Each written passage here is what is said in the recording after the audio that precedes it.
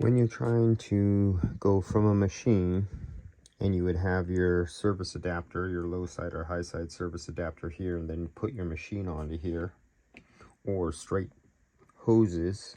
So if you were to get a regular 1/4-inch hose that would thread into there instead of a coupling, if you made it permanent, this would be the way. This you have to have on before you put pressure in the system. So you have it in this position when you're drawing vacuum.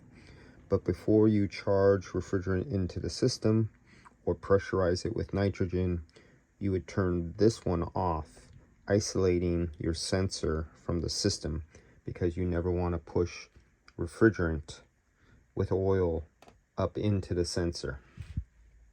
If you were going to do vacuum only and you were going to straight off your vacuum pump, your preferable method, well, forget all this stuff, but you just take a good vacuum hose like this. This is the 3/4-inch silicone high vacuum hose. You would get one of these high flow fittings. If you look inside there, that is a huge, that's a 1/4-inch, but that's a 1/4-inch opening. That's bigger than the 1/4-inch opening that is available. Like, you see that little dinky thing? So here's a yellow jacket hose, or a brute hose, I'm not sure. Yeah, this is yellow jacket. You see how small that opening is inside there?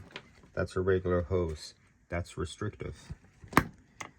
You see how big that opening is inside there? That thing's massive in comparison to that little dinky thing down there. You see how restricted that is? That's 1/4-inch. That's 1/4-inch. Which one do you think flows more?